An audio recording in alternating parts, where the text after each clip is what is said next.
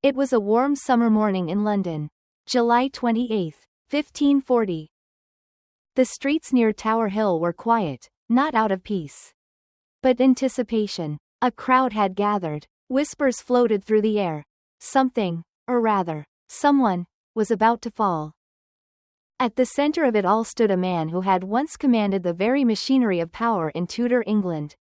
Thomas Cromwell, the brilliant strategist, the ruthless reformer, the king's right hand.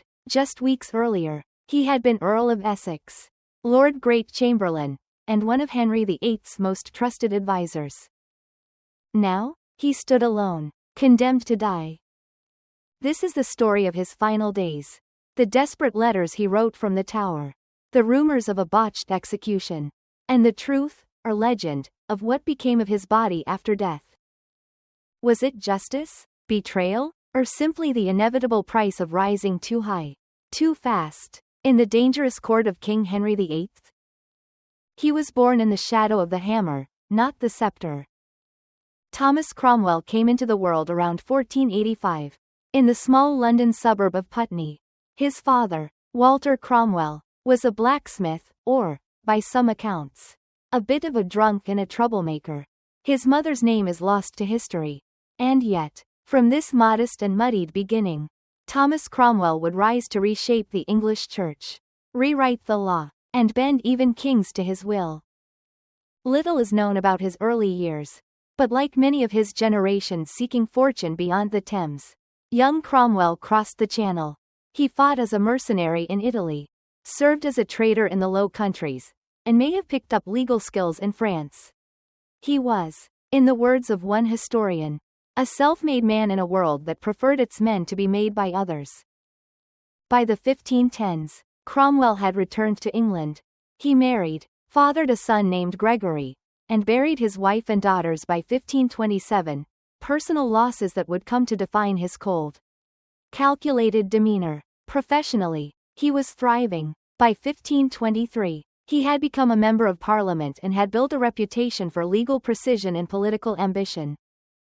It was these traits that brought him to the attention of Cardinal Thomas Wolsey, Henry VIII's all-powerful minister.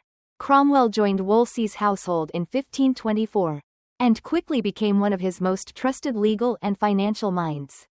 But Tudor politics were a game of survival, and when Wolsey fell from grace in 1529, accused of failing to secure the king's desired divorce from Catherine of Aragon, many expected Cromwell to fall with him. He didn't. Instead, Cromwell pulled off one of the most remarkable political pivot turns in English history. He distanced himself from Wolsey's disgrace, and within months, embedded himself in the king's inner circle. By 1532, he was Master of the Jewels. A year later, Chancellor of the Exchequer. In 1535, Vicegerent in Spirituals, effectively, the king's deputy in all matters of religion. And this was only the beginning. Cromwell's fingerprints were soon everywhere. He helped Henry annul his marriage to Catherine of Aragon. He engineered the marriage to Anne Boleyn. He was a principal force behind the break with Rome, the act that made Henry, not the Pope, the supreme head of the Church of England. And perhaps most controversially, he masterminded the dissolution of the monasteries, transferring vast religious wealth into the king's hands, and creating enemies with every stone torn down. By the late 1530s, Cromwell had become the most powerful commoner in England. He was feared, admired, and despised, sometimes all at once. Where others relied on noble blood, Cromwell relied on calculation. Where others bowed, he bargained. But in Tudor England, even the brightest stars burned too fast. And as we'll see in the next part of our story, all it took was one royal marriage gone wrong, and a few whispers in the king's ear, to turn the architect of revolution into a prisoner awaiting execution. For years, Thomas Cromwell had played a dangerous game, and won. He had survived the fall of Cardinal Wolsey, orchestrated royal marriages, and pulled England out from under the Pope's shadow. But in 1540, everything began to unravel, not because of war, not because of rebellion, because of a wedding. After the death of his beloved third wife, Jane Seymour, in 1537, King Henry VIII was once again in need of a bride, ideally one who could solidify England's alliances in a Europe torn by religious division. Cromwell, ever the master strategist, championed a union with Anne of Cleves, a German Protestant noblewoman. Political sense? Yes. Romantic chemistry? None. Henry first met Anne on New Year's Day, 1540. He had expected beauty, grace, passion. What he saw, he claimed, disgusted him. She is nothing so fair as hath been reported, he told his courtiers. I like her not. The marriage was never consummated. The king grew cold, even mocking, and in the background, his eye had already wandered to a much younger woman at court, Catherine Howard. Just a teenager, and niece of the powerful Duke of Norfolk. Cromwell, once the matchmaker, was now the scapegoat. Whispers began. His enemies, the conservative nobles, the Catholic sympathizers, the old guard he had pushed aside, sensed blood in the water. They blamed him not only for the Cleves debacle, but for the unpopular religious reforms, the destroyed monasteries, and the sense that Cromwell, a commoner, had grown far too close to royal power. Yet ironically, in the middle of this political storm, the king gave Cromwell his highest title yet. On April 18, 1540, Thomas Cromwell was named Earl of Essex and Lord Great Chamberlain. It would be the last honor he ever received. Within weeks, the tide had turned. His political allies were being accused of heresy. The king, swayed by rumors and resentment, grew distant, and then came June 10, a date that would seal Cromwell's fate. That afternoon, as Cromwell arrived at a meeting of the Privy Council, the very council he once dominated, he was suddenly arrested. No warning, no trial, no chance to explain. According to the French ambassador, Charles de Marillac, Cromwell threw his cap to the floor and cried out, "This, then, is my reward for faithful service?" He was stripped of his honors, dragged from the room, and taken by boat to the Tower of London.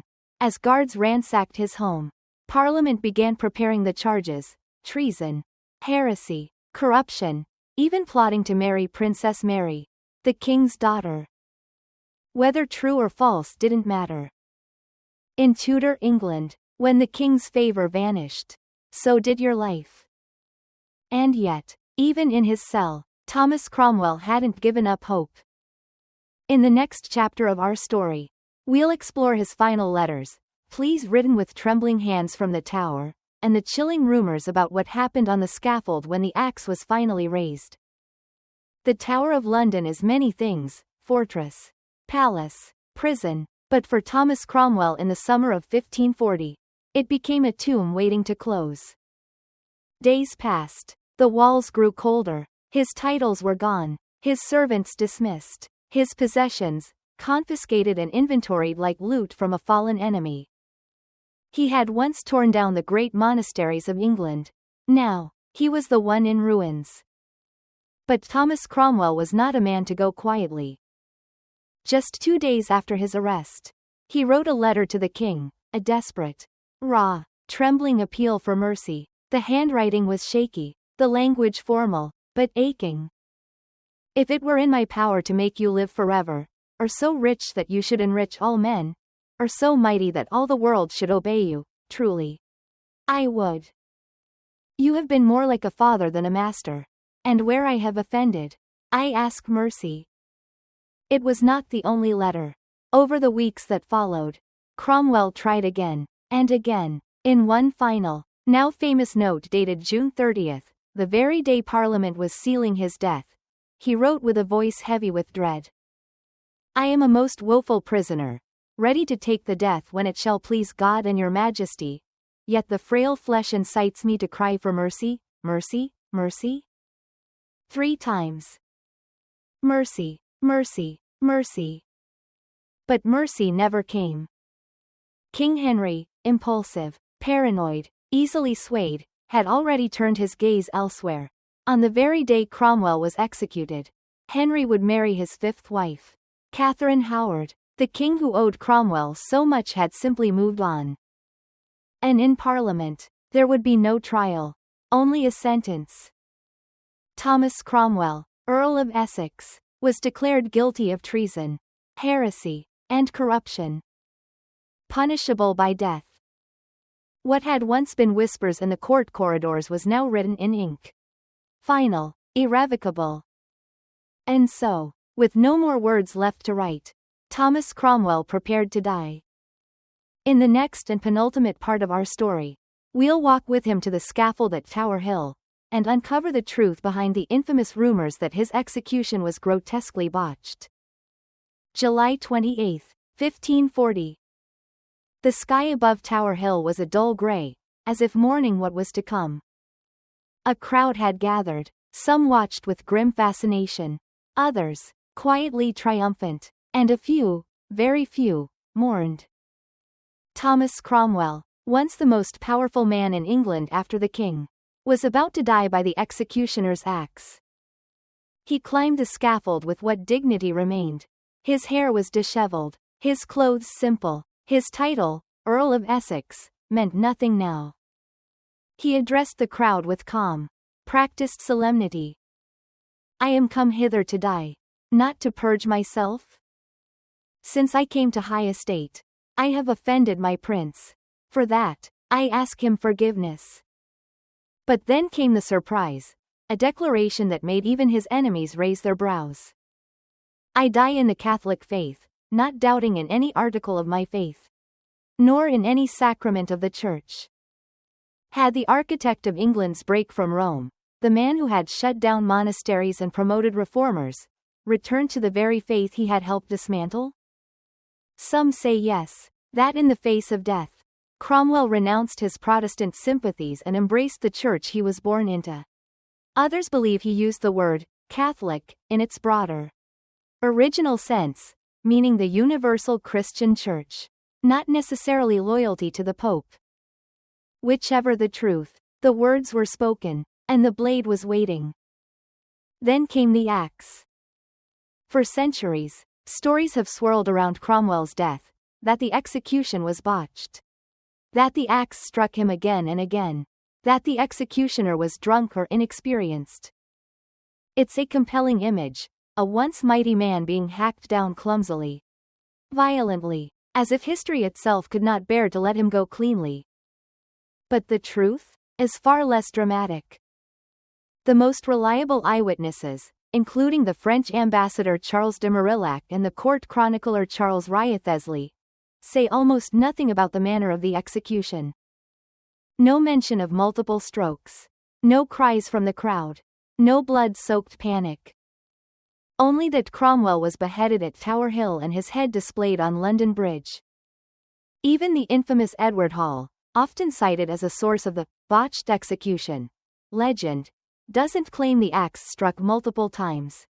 He merely writes that the executioner was a butcherly miser, which may have referred to the man's lowly status, not his skill. The story of a mangled death seems to have gained traction centuries later, particularly in the Victorian era, when gruesome detail sold books and stoked imaginations. One 17th-century author claimed Cromwell's neck was hacked at for nearly half an hour, but gave no source. Others repeated the story, adding strokes, blood, and even a second executioner, none of which appear in any contemporary records. If his head had truly been ruined beyond recognition, would it have been placed on public display over London Bridge, as it was? Unlikely. In truth, the execution was probably swift, single stroke, and silent, brutal, yes, but not unusually so by Tudor standards. And when it was done, the man who once shaped a kingdom was gone. His body was quietly buried within the Tower of London, likely in the chapel of St. Peter ad Vincula, where queens and traitors alike found their final rest. But his legacy? That would take centuries to untangle. Thomas Cromwell died without a trial, without family beside him, and without a grave marked by name. But history would not forget him. His enemies, the nobles, The bishops, the conservatives, rejoiced. The man they saw as a low-born schemer had finally met his end. His head rotted on a spike over London Bridge. His possessions were taken. His name, for a time, whispered in bitterness. But the king? King Henry VIII, the very man Cromwell had served so loyally? He moved on. On the same day Cromwell was executed, July 28, 1540, Henry married his fifth wife, the young and charming Catherine Howard. There was no mourning, no delay, no tribute. Yet just months later, the bravado faded. According to contemporaries, by early 1541, Henry began to express something close to regret. He blamed others. He claimed Cromwell had been accused too hastily, that his ministers had brought forward slight offences, and pushed Henry into condemning the most faithful servant he ever had. It was a familiar Tudor pattern: use them, elevate them, destroy them, then miss them. Cromwell's legacy is complex, contradictory, and fiercely debated. To some, he was a visionary reformer, the man who modernized England, broke Rome's grip, and streamlined governance. To others, he was a cold, calculating tyrant, a man who sent monks to the scaffold, betrayed Anne Boleyn, and amassed wealth while cloaked in royal favor.